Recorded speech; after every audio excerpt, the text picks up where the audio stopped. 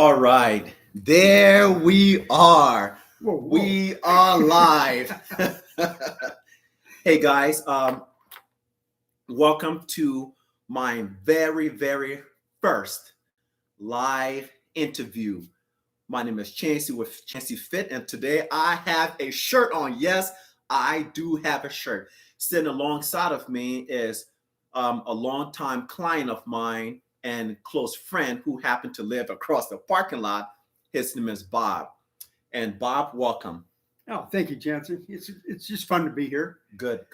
Glad to have you here on this live interview. Our thumbnail on here, it looks really nice and lively, so I love it.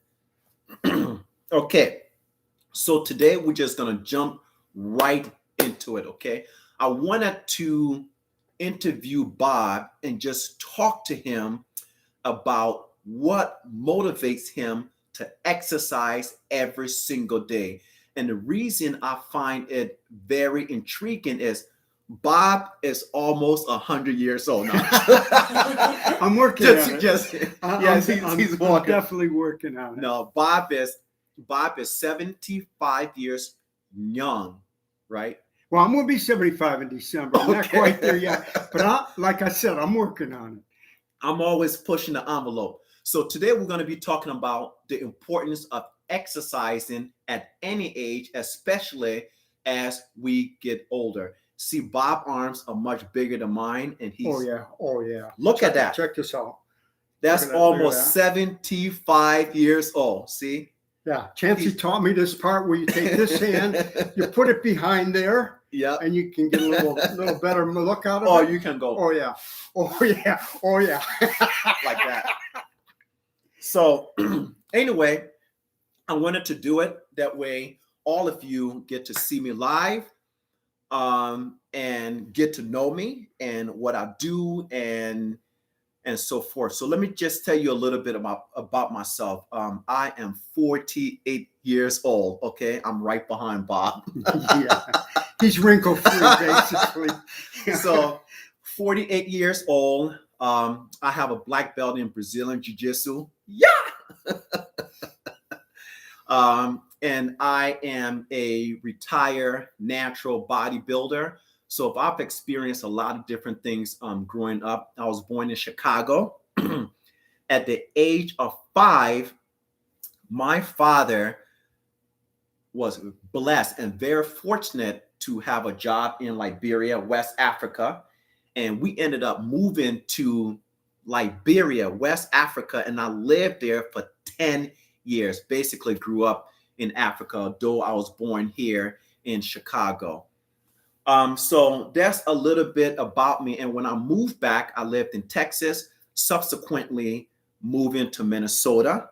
I lived in Minnesota for 10 years. And in 2008, I took the fateful journey to move to Florida.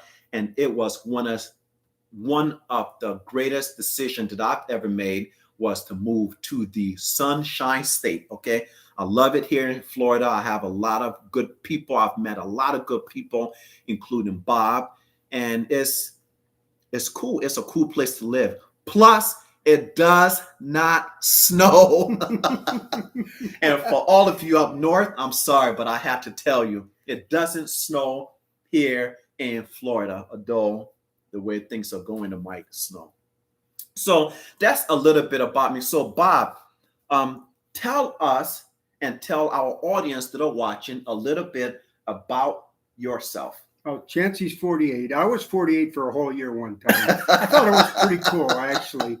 But I migrated from Michigan like most snowbirds. We came down in 2009, and we've been here ever since. We go back and forth, enjoy Michigan when it's cool, and enjoy Florida when it's warm. We came down, beautiful beaches, beautiful people. You want to stay in shape when you live in Florida. When you go to the beach, I spent a lot of time sucking my gut in. The good-looking girls come by. I figure, man, I got to stay in shape. You just cannot look bad in Florida. It just doesn't work out. So how I met Chancey was kind of interesting. We did an orientation where we live, and Chancey was in charge of the gym orientation, show you how to use the new equipment. I grown up around gyms most of my life. I taught for 40 years. I was a soccer coach. I've been in and out of biker gyms and different things in Michigan, but I still didn't know all the equipment and how to use it. Chancey did a great job. About a week later, I'm walking into the gym. I walk by and I see Chancey's in here with this old guy and they're boxing. And I'm thinking, whoa, this is crazy. So I got a chance to talk to Chancey. He said he fought professionally.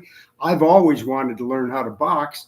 So I hired him as my boxing coach. It turns out the fellow he was working with has Parkinson's disease. And I have a relative with Parkinson's disease. I have a teacher I knew with Parkinson's disease. And boxing really helps. I'm lucky I don't have it, but I love boxing, and it's the nicest thing in the world. Why am I doing this stuff? Why am I working out? I'm almost 75. My family says, Grandpa, come on. You don't need to be lifting weights. You don't need to be doing all this stuff. It's too much. Back down, slow down. You're old. And I just don't feel that. My mind is still 17. My body's, it's wrinkled. It's old, but I want to keep my strength. I want to have that strength. So that's where I am. That's kind of why I'm here with Chancey today. We work out. He helps me, coaches me, and I want to kind of try to motivate people my age, because when you see him, you think, well, yeah, I'd love to look like that guy. But you guys know, most of you are going to wind up looking like this guy, not that guy. So going back to your statement, what is a snowbird? Birds have left Michigan since time immemorial. Birds have always left Michigan in the winter. Somehow people figured out that if you stay in Michigan in the wintertime, you're going to spend a lot of time in front of the TV, and the only tricep workout you're going to get is opening the refrigerator door, closing the refrigerator door, opening the refrigerator door, closing the refrigerator door. So I wanted to stay healthy. I want to live a bit longer. I've got a young wife. She's a pretty wife. I've got to stay in shape. So this is a motivator for me. Right. Open the door, close the door. That explains how he got those big biceps. No, biceps were basically eating the donut, drinking the coffee. Right. Eating the donut, drinking the coffee. Or where's the water fountain? Over there, right? Yeah. All right. So, Bob, let's move on. We're having a little bit too much fun here. We'll always have fun when we get together. We got to get serious. So, why do you work out, and why are you so determined? And you wake up every single day. You're exercising, and you're like the Energizer Bunny. You keep going and going and going. So, why do you love to work out, and why are you so dedicated to working out and exercising? I think it's age related. I retired at 62, and I saw a number of my friends have passed away since then. And basically for me, it's the Grim Reaper. I always told people I thought I could outrun the Grim Reaper. Then I had 2 knee operations. And I figured, well, I can't outrun the Grim Reaper. So I thought, well, maybe I'll take boxing lessons. If the Grim Reaper comes, I can maybe get him with a 3-punch combo. 1, 2, 3. And then I had back surgery, so that stopped that. And then after that, believe it or not, I had a heart attack. So now I have a defibrillator and a pacemaker in my chest. So with all these things, hernias, all these operations, all these scars, I figure at some point when the Grim Reaper comes, he's still going to have a hard time taking me away. And if perchance someday when I'm laid out in that casket, people are going to come up the casket. And my goal is for them to go, damn, he really looks good. Yeah. Johnny was a good man. Johnny was a good man. Yeah. Bob, well, I think doing what you are doing, you will be around for a long time to come. And just to let you all know, his wife is in the background. She didn't want to be on the scene, but you'll hear her time to time throwing in some answers and things like that. But her name is Lori, and Lori is an awesome, awesome person. And we're just kind of Lori's also one of his boxing students. And so she have a killer fist, okay? You don't mess with Lori. When she's not punching me, she's punching him. That's right. That's my favorite part of boxing lessons, is to watch her work him out. And Yeah. my goal and Lloyd's goal is always to make him sweat. See the black eye? Yeah. Okay, so let's move on to the next question, which I think is a really, really important question or comment for you that are listening to understand. And basically, I want you to understand the difference between an objective and subjective. Okay, your objective perhaps may be, I want bigger arms. Your objective might be, I want to put on 10 pounds. It may be, I want to lose 10 pounds. I want to lose 20 pounds. Okay. I want to get my heart stronger. Okay. But your objectives does not motivate you. All humans, at least 90% of us, 95% of us are motivated through emotions. Okay. We are motivated emotionally. Okay. And I call that your subjective goals. Okay. So what are your subjective goals? What are your motive for action? For me, growing up, I was 130 pounds. Bob, growing up, I was picked on in school a lot. I got a job at Pizza Hut working in the kitchen. And the reason I did that is to avoid people. That way, if I'm working in the kitchen, no one could pick on me. No one could bully me, and I was skinny, low self-esteem. And then I started working out. A year later, fast forward, I packed on a lot of muscle because I was working out 4 or 5 days a week, and my paycheck, I would spend half of my paycheck on chicken breast.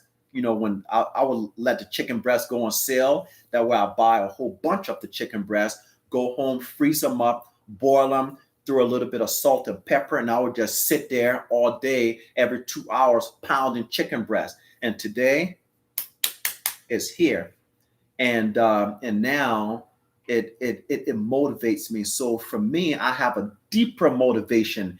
And then fast forward, I was single for a long time, and I wanted to meet someone, and that kept me working out. So for me, my goal and my objectives and subjective reason changes as time progressed by.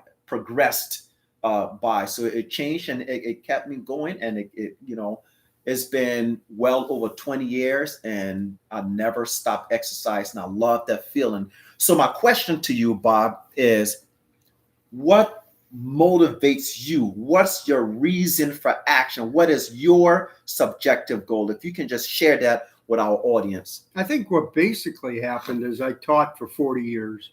And I taught high school, and I taught young kids, and young kids have a lot of energy.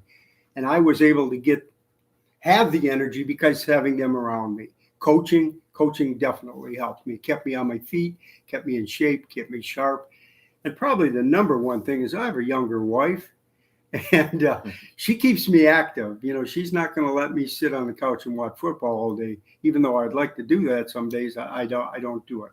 We stay active. We have fun together. We laugh together. We work out together. We box together. We do everything together. So I think the motivator is in each one of us. You have to look inside yourself and decide, is it really worth it for me to exercise 3-4 times a week? Am I going to get something out of it? Right. And I don't look to get something out of it. I basically do it because I feel good and I'm happy. I look in the mirror and I go, gee, that's good. I'm happy with the way I look, right, and I'm not sad. And my father already said, he told me, he said, don't hang around with people that are unhappy. He said, you will gain so much more if you hang around happy people, motivated people. And I think high school kids, soccer, doing what we're doing now, living in Florida, going to the beach, it's easier to stay much more motivated than I would have if I would have gone down a different road. I've been fortunate my whole life. Right. Fantastic, Bob. Thank you so much for sharing that with us. Moving on to the next one is that to add to my story I was telling you, being a skinny kid growing up, I would go to the gym, and each time I packed my clothes, my tennis shoes, my towel to go to the gym, I had a really, really negative neighbor. Chancey, you going to the gym again? Yep, I am. Okay. You still look the same. Nothing has changed. What gym are you going to? But I would pay him no attention. Okay. So what I did, I avoided any negative feedback into my mind, because if you take in that negative feedback into your mind, it changes your physiology and you start to go in in a negative direction. Okay. You regress, not progress.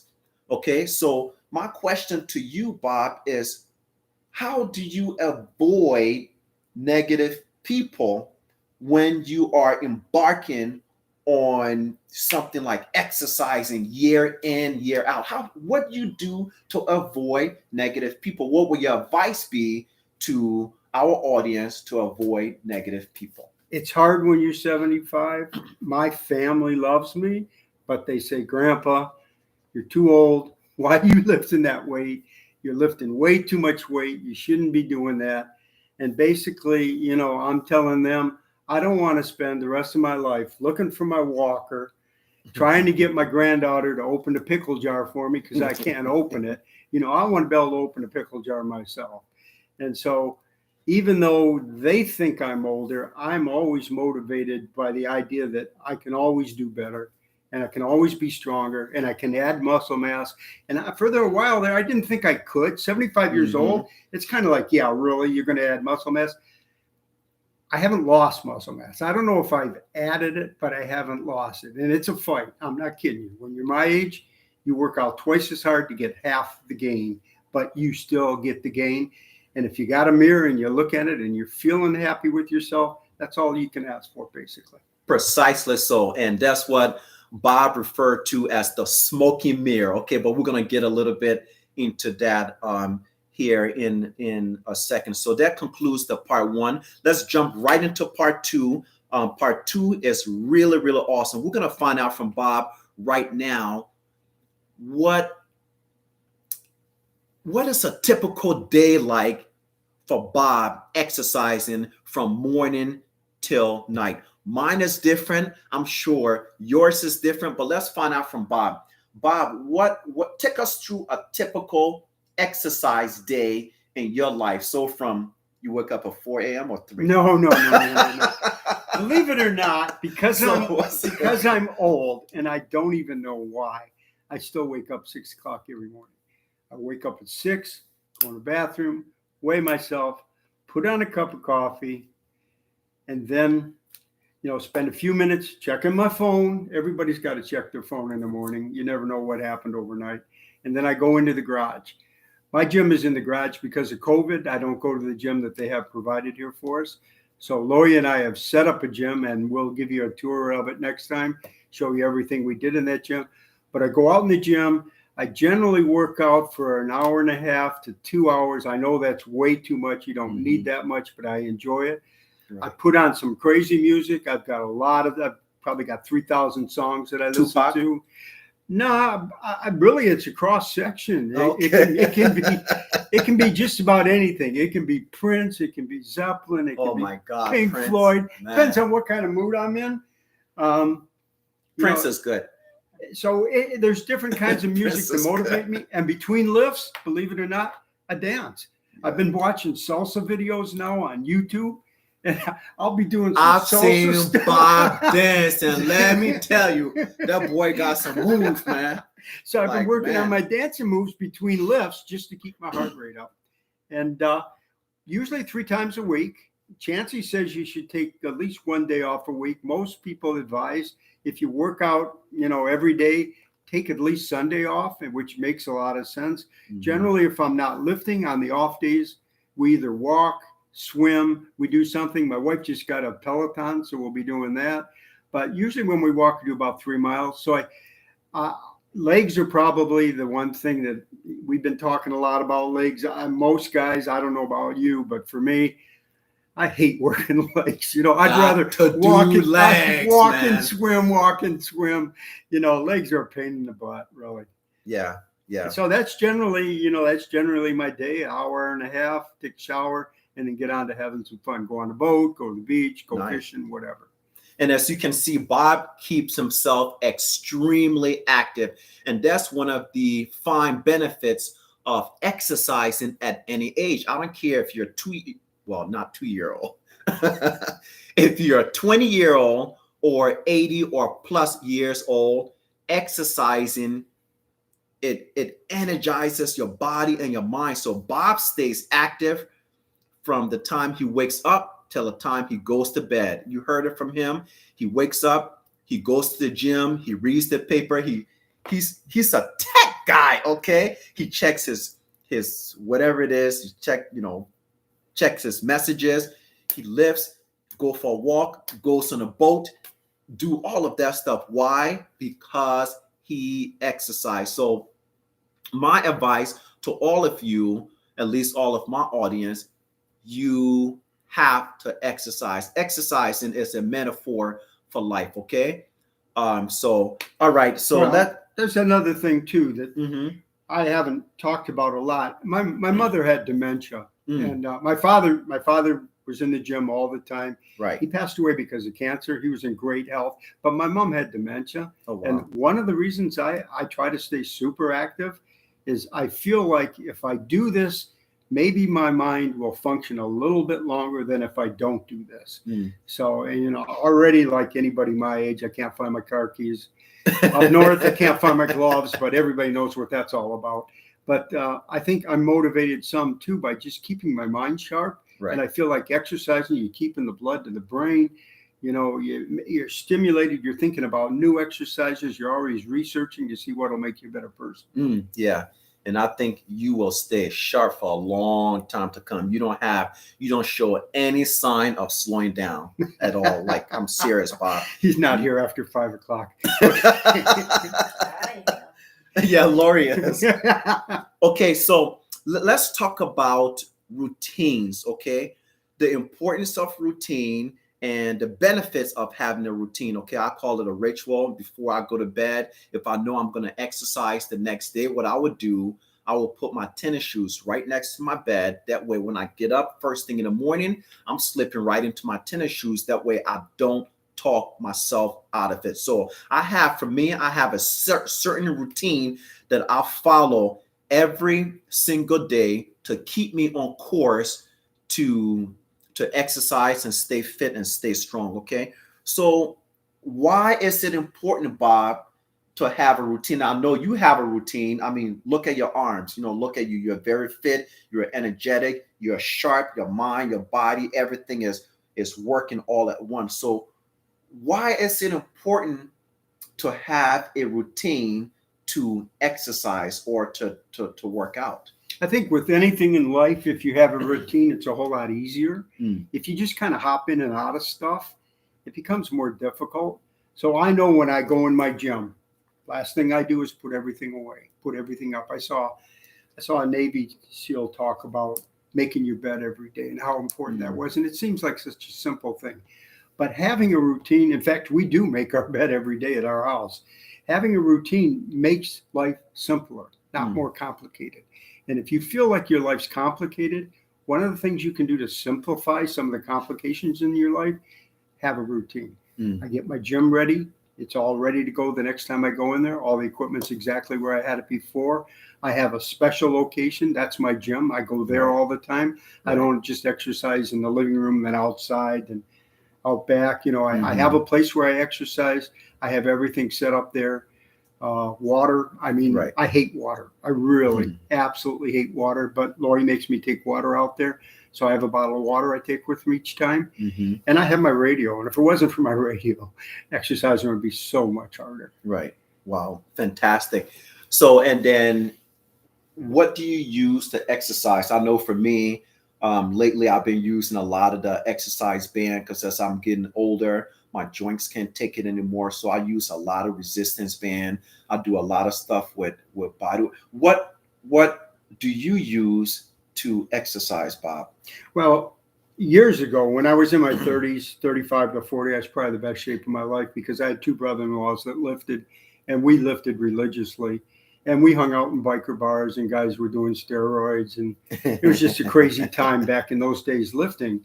But for me now, it's so much easier because I have a routine just to I forgot where we were.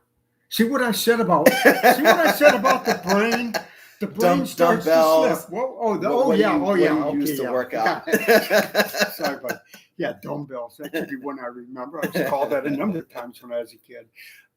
Yeah, so we used basically dumbbells. That's where I was going with this. And there was no such thing as resistance bands and all of that. And I thought, oh, that's kind of weird. And then I started watching YouTube. And I saw these guys with resistance bands, and they claimed, I'm not sure I'm 100% behind it yet, but they claimed you could build the same amount of muscle with resistance bands as you can with free weights. Right. Basically, I grew up free weights. And so now in my gym, now I'm using mostly resistance bands because the free weights for me after 2 back surgeries, a heart and all this other crap, you know, it's just safer for me to use resistance bands. It's easier for me to use resistance bands. Plus, we travel back and forth to Michigan. I can throw them in the car. They don't take any room. You know, you can't take all your dumbbells back and forth from Michigan to Florida. So resistance bands have worked out well. My wife likes them. There's some things you can do with a partner. They're just a great thing, and they're very easy. You're on vacation. You're thinking, I'm not going to work out. I don't have any weights here. But you have resistance bands. You have no excuse. Right. Yeah. Yeah. How do you like the bands, Lori? I love them. Yeah. What do you like about it? You can vary the amount of tension that you put on them, so that you can get closer or further away, and without having to change to another band, you can actually build up the tension that you're using by moving farther away. Right. Or wrapping it around you a little bit more, and you get a variety of strength and balance. Right. Yeah. So the bands are fantastic to use. But I think what I'm getting from what you are explaining, Bob, is that you make no excuses. You find a way or make a way. Okay. Yeah. He finds a way or make a way. Get it? So, you know, you have to be creative. Use your God-given mind to be creative. Okay. Resistance band, body weight, dumbbells are the obvious. So you can get creative. You can use your couch, your table, whatever. But the strength training, the resistance band, you know, the dumbbell, those are all good. You just have to do it. All right. So let's just kind of move on to talk a little bit about key to motivation. Okay. Determination.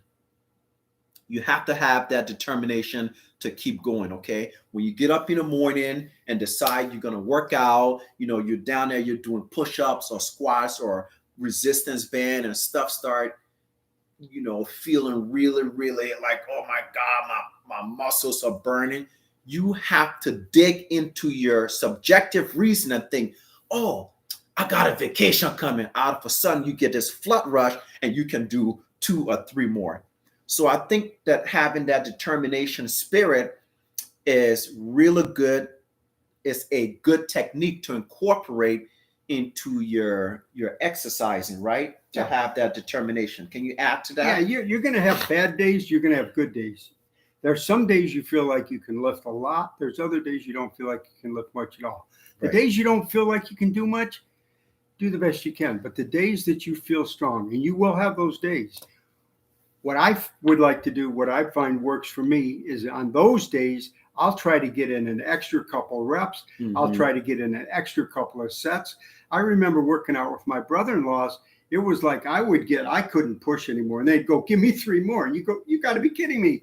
Right. But you did it. You did the 3 more. And without somebody there to push you, you have to push yourself. The other motivator that I talked to Chancey about, and I guarantee you, he has no idea what I'm talking about. And I said, you know, you need to have somebody like me that's kind of old to talk about things that he's never experienced. And that's tying your shoes. And I'll bet, I will bet you money. There are men out there watching this video right now that can understand what I'm talking about. Unless you're a pregnant woman, most men that are out of shape have had this experience. I go down to tie my shoes. I get the first one tied and my gut is in the way. And I can't breathe. I got to come up, get some air, and go down and tie the second shoe because my gut's in the way. And I'll tell you what, that's a hell of a motivator for me because it just pisses me off that I can't tie my shoes without losing my breath. Right. And I'll bet there's guys out there that know exactly what I'm talking about.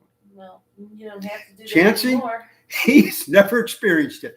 He told me his pregnant wife experienced it, but he's never experienced it. So he needs guys like me that know what it's like to be, you know, a little bit different than Muscle Man here.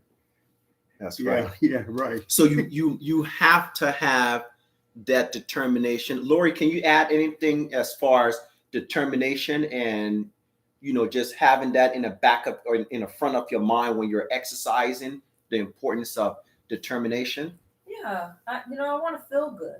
I want to look good. I want to feel good, and I want my husband looking good. Yeah. Yeah. Bob, anything else you want to add?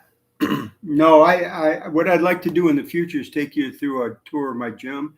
Lori and I kind of set up a special kind of thing for bands, resistance bands, and I got a few tips for you. I guess I can give you one tip before I leave you tonight, and that's I got my golf tees here.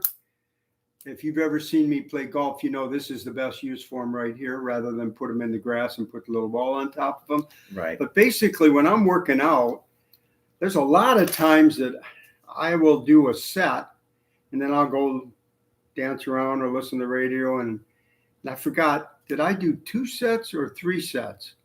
And if I'm not sure, I usually try to do an extra set, but I'd rather not do 4 sets if I don't have to. I want to get out of here today. So what I do is every time I do a set, I just put a golf tee in here. I do my second set, I put a golf tee in here. I do my third set, put it in. Good, done with that one. On to the next one. Take all the tees out, start all over again. But it helps me keep track. And I know all of you have probably got lost at one time or another. Did I do 3? Did I do 4? And I only do 3 sets. I used to do 4. I'd love to do 4. I don't have enough time to do 4 anymore. We're going to work him up to 5 sets. No, we're not. I don't have time for 5 sets. 5 sets. I don't have Okay, time for 5 sets. So basically what you're saying is that people need to create some kind of visual of where they are and what they're doing, right? Yep. Okay. Yep. Have a routine, keep the routine, have a space that's your space, have equipment that's your equipment. And you know that when you're in that space, that's what you're going to use it for. You're going in there to exercise. You know, that's your job. Right. Okay. Well, that's it, folks. This is our first live interview of many, many more to come. And if you haven't yet, subscribe to this channel and turn on your notification bell so you don't miss a single post that we post. And yes, indeed, we will. Well, Bob is going to take us on a tour of his gym, and you guys probably already seen it, but he'll show us a little bit more of how he has it set up, and perhaps it will spark your mind to set up your space like he has his space as well. Do you want to say anything else before we wrap things up, Bob? Just shout out to all the kids that played soccer for me. I feel sorry for them. I did the best I could, and all the kids I taught over the years. I miss you guys, and I think about you all the time. That's nice. Speaking of soccer, so you used to teach them, right, Bob? Not really. I coached them, but you coached them? Yeah, I was the coach. You were a teacher, right? Yeah. Well, that's what I got paid to do. Okay. Bob is very, very modest. He doesn't like to brag about himself. But Bob used to teach. He thought soccer. He thought art. What else did you teach? Oh, and he's a very, very good artist. Did you design what's behind us? Yeah, my wife did too. I got a great wife. She's more creative than I am. Bob is a very good painter, right? I can do some of that. Yeah. And he's who's that famous painter? Oh, there's a lot of them. Chancey. Who's your favorite? I would like to think of myself as more like Jackson Pollock, a little bit everywhere. But he is really, really good. And at some point in the future, we'll take a look at some of his painting and stuff that he's did, but he is incredible. He's a little modest. That's a hard thing about being an artist. Folks, my name is Chancey. My name is Bob. And in a corner, that's Lori. And these are my what do you call them? Guns. Bob, thank you so much. This has been a pleasure. And we got to do the COVID bump. The COVID bump. Yeah, after the facts, okay? So stay safe. I love you guys. Don't forget to subscribe, and we will catch you on the next one.